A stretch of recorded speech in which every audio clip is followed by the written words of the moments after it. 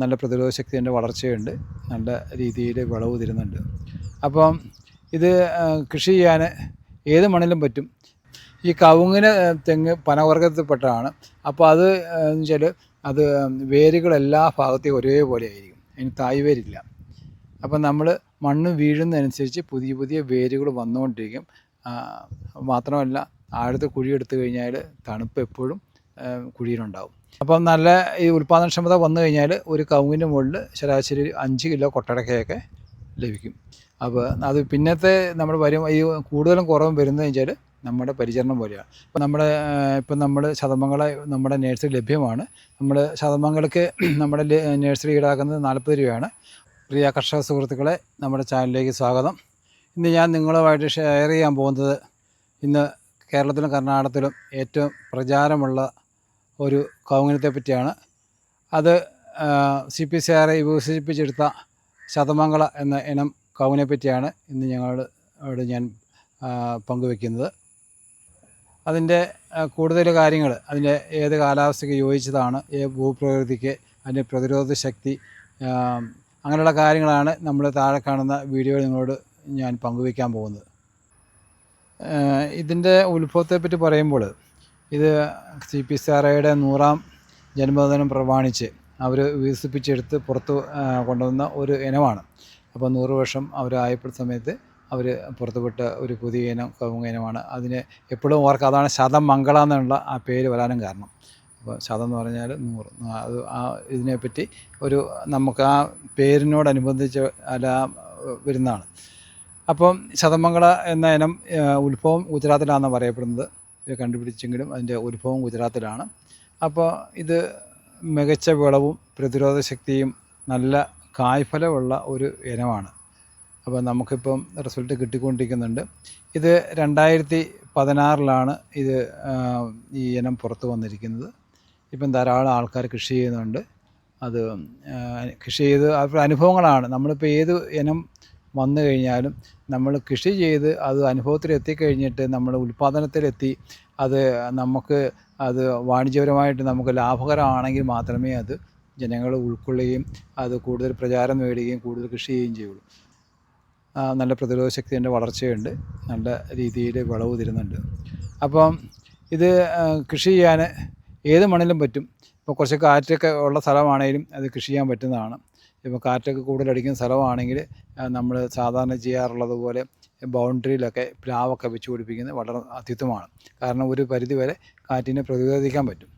അതുതന്നെ വെയിൽ, തെക്കൻ വെയിൽ അല്ലെങ്കിൽ പടിഞ്ഞാറൻ വെയിലൊക്കെ സംരക്ഷിക്കാനായിട്ട് ഈ പ്ലാവ് നട്ടുപിടിപ്പിച്ച് കഴിഞ്ഞാൽ നമുക്ക് പറ്റും. കാരണം പ്ലാവിനെ സംബന്ധിച്ച് എപ്പോഴും അതിനകത്ത് ഇലകളുണ്ടാവും. അപ്പം തണുപ്പ് നിൽക്കും, കാറ്റ് ചൂട് ഇങ്ങോട്ട് വെയിൽ വരികയില്ല. അങ്ങനെയുള്ള പല ഗുണങ്ങളുണ്ട് പ്ലാവ് നട്ടുപിടിപ്പിച്ച് കഴിഞ്ഞാൽ. അപ്പം അങ്ങനെയാണ്. അപ്പം ഇതിൻ്റെ പരിചരണം എന്നൊക്കെ പറഞ്ഞാൽ സാധാരണ ചെയ്യുന്നത് പോലെ തന്നെ ആദ്യമായിട്ട് തന്നെ നമ്മൾ നല്ല സ്ഥലം തിരഞ്ഞെടുത്ത് 10 അടി അകലത്തിൽ ലൈനൊക്കെ അടിച്ച് അതിന് 10 അടി ലൈനൊക്കെ അടിച്ച് അതിൽ കുഴി കുത്തുക. കുഴി കുത്തുമ്പോൾ ശ്രദ്ധിക്കേണ്ടതാണ്, നമ്മളെപ്പോഴും പറയാറുള്ളത് പോലെ 2.5 അടി ആഴത്തിൽ കുഴിയെടുക്കണം. ചിലരൊക്കെ നമ്മൾ വീഡിയോ ചെയ്തതിന് ശേഷം നമ്മൾ പറയുന്നുണ്ട്, ഇങ്ങനെ വിളിച്ച് ചോദിക്കാറുണ്ട്, ഞാൻ കുഴി കുത്തി അത് മൂടി അങ്ങനെ കവുങ്ങ് വെച്ച്. ഒരിക്കലും അങ്ങനെയല്ല. ഈ കവുങ്ങ്, തെങ്ങുള്ള പനവർഗ്ഗത്തിൽപ്പെട്ട ചെടികൾ വെക്കേണ്ടത് ഒരിക്കലും കുഴി മൂടിയിട്ടല്ല. അതിപ്പോൾ നമ്മൾ റബ്ബറാണ് കുഴപ്പമില്ല, അല്ലെങ്കിൽ ഈ റംബുട്ടാൻ, മാവ്, പ്ലാവ് അങ്ങനെയുള്ള ചെടികൾക്കൊക്കെ നമ്മൾ കുഴി കുത്തി നല്ല വളമൊക്കെ ഇട്ട് മൂടി അതിന് മുകളിൽ വെക്കാം.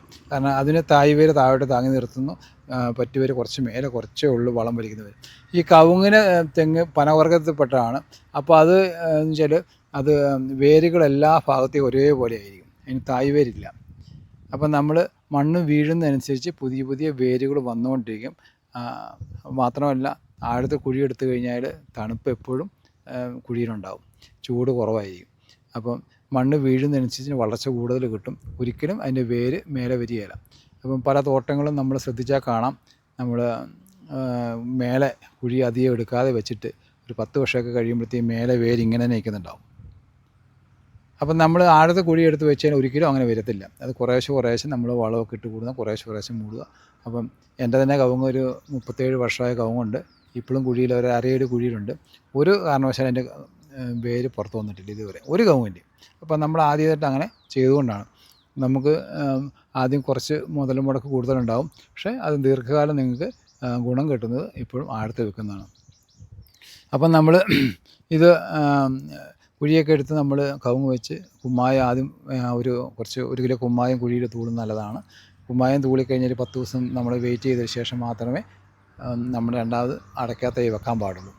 നമ്മൾ തൈ വെക്കുന്ന സമയത്ത് ഇത് നമ്മൾ ശ്രദ്ധിക്കേണ്ട ഒരു കാര്യം, പലരും തൈ കൊണ്ട് വെച്ചിട്ട് എൻ്റെ തൈ പോയി എന്നൊക്കെ കംപ്ലൈൻറ്റ് പറയാറ്. എന്തുകൊണ്ടെന്ന് വെച്ചാൽ നമ്മൾ ചെല്ലുന്ന ആൾക്കാർ ഇതെങ്ങനെ അങ്ങ് പൊളിക്കും. ഒരിക്കലും അങ്ങനെയല്ല നമ്മൾ കൂടെ പൊട്ടിച്ചേക്കേണ്ടത്. ഇതിങ്ങനെ ഒരു വര വരയ്ക്കുക, അപ്പോൾ ഇത് അകന്ന് കിട്ടും. എന്നിട്ട് ഇതിങ്ങനെ ഇടുക, അപ്പോൾ ഇങ്ങനെ പൊളന്ന് ഇങ്ങനെ വരും.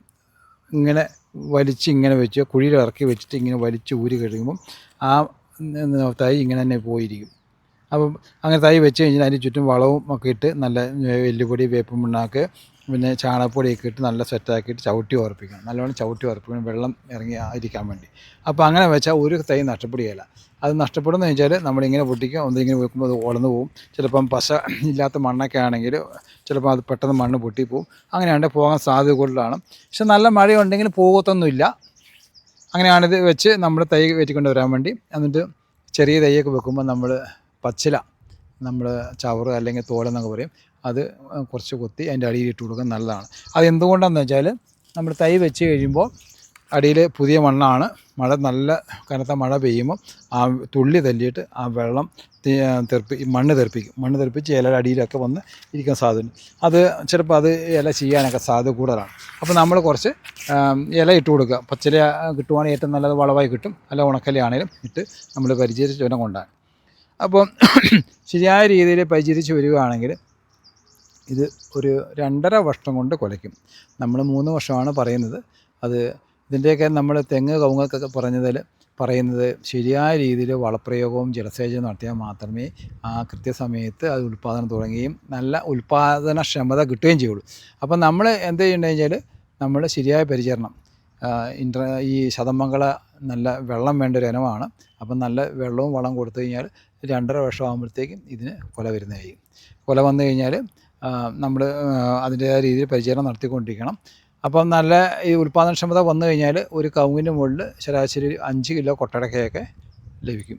അപ്പോൾ അത് പിന്നത്തെ നമ്മൾ ഈ കൂടുതലും കുറവും വരുന്നതെന്ന് വെച്ചാൽ നമ്മുടെ പരിചരണം പോലെയാണ്. ഇപ്പം നമുക്കറിയാം, നമ്മൾ ഒരു നാടൻ പശുവിനെ വളർത്തുന്ന ആ ലാഘവത്തിൽ അതിന് അതേ പരിചരണം കൊടുത്തുകൊണ്ട് ഒരു ജേഴ്സി പശുവിനെയോ അല്ലെങ്കിൽ ഒരു എച്ച് എഫ് പശുവിനെ വളർത്തി കഴിഞ്ഞാൽ പാല് കിട്ടത്തില്ല.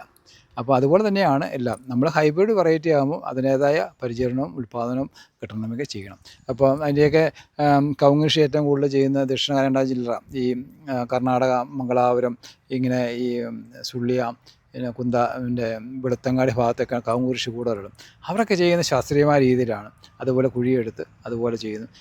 ഒരാൾ ഈ കവുങ്ങിൻ്റെ മുകളിൽ ഈ വർഷം ഒരു 8 കിലോ കൊട്ടടക്ക കിട്ടുമെന്ന് പറഞ്ഞാൽ അത് കിട്ടിയിരിക്കും, ഉറപ്പാണ്. കാരണം അവർ അതേപോലെയാണ് മഴ തുടങ്ങുമ്പോഴേ വളപ്രയോഗം ചെയ്ത് അവർ കൂടുതൽ വളപ്രയോഗമൊക്കെ ചെയ്യുന്ന ജൈവ കൃഷിയാണ് കൂടുതൽ ചെയ്യുന്നത്. ഈ രാസവളപ്രയോഗമൊക്കെ കുറവാണ്. അപ്പോൾ അത് പറഞ്ഞാൽ അതേ കിട്ടും. അങ്ങനെയൊക്കെയാണ് ഇതിൻ്റെ ഈ ഉൽപ്പാദനത്തെ പറ്റിയുള്ള കാര്യങ്ങൾ.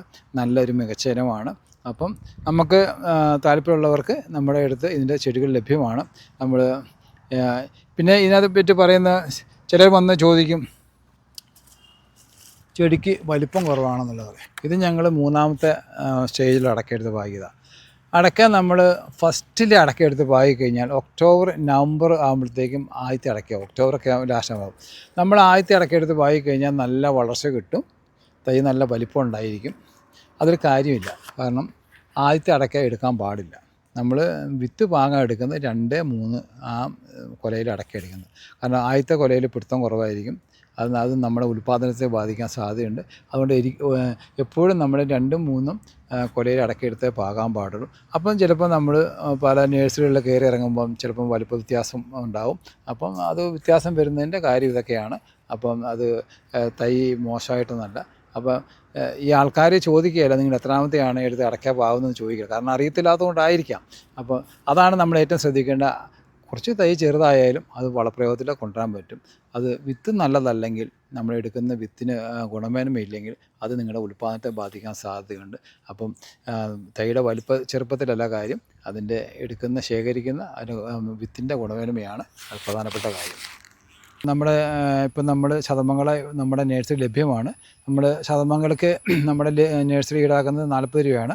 അതോടൊപ്പം നമ്മൾ മറ്റുള്ള 7 ഇനങ്ങളും നമ്മുടെ കൈവശമുണ്ട്. 30 രൂപ മുതൽ 35 ആ റേറ്റിലൊക്കെ നടക്കുന്ന തൈകളാണ്, നല്ല ഗുണമേന്മയുള്ള തൈകളാണ്. അപ്പം നമ്മുടെ നഴ്സറി മെയിനായിട്ട് സ്ഥിതി ചെയ്യുന്നത് കണ്ണൂർ ജില്ലയിലെ പയ്യന്നൂരിനടുത്ത വൈപ്പിരത്താണ്. അതോടൊപ്പം കണ്ണൂർ ജില്ലയിൽ തന്നെ നമുക്ക് ചെറുപുഴയിലും ഒരു ബ്രാഞ്ചുണ്ട്. അതുകൂടാതെ ദക്ഷിണ കന്നഡയിൽ കർണാടകത്തിൽ സുള്ളിയയ്ക്കടുത്ത് പെരാജയിലും നമ്മുടെ നഴ്സറി സ്ഥിതി ചെയ്യുന്നുണ്ട്. അപ്പോൾ ഇവിടെ എല്ലാം ഈ തൈകൾ ലഭ്യമാണ്. ഇവിടെ ഒരു നഴ്സറിയിൽ ഏതൊരു നഴ്സറി ഉള്ള സാധനം അത് അടുത്ത നഴ്സറി ഞങ്ങൾക്ക് ലഭ്യമാണ്. ഞങ്ങൾക്കത് ലഭ്യതക്കുറവുണ്ടെങ്കിൽ ഞങ്ങൾ അന്നേരം അവിടെ എത്തിക്കുന്നതാണ്. ഇത്രയൊക്കെയാണ് നിങ്ങളോട് എനിക്ക് ഷെയർ ചെയ്യാനുള്ളത്. നിങ്ങൾ ആവശ്യക്കാർ ഞങ്ങൾ താഴെ കാണുന്ന വാട്സപ്പ് നമ്പറിൽ ബന്ധപ്പെടുക, മെസ്സേജ് അയയ്ക്കുക, ഞങ്ങളതിന് റിപ്ലൈ ചെയ്യുന്നതായിരിക്കും. അപ്പം പുതിയൊരു വീഡിയോയുമായിട്ട് വരുന്നവരെ ഗുഡ് ബൈ.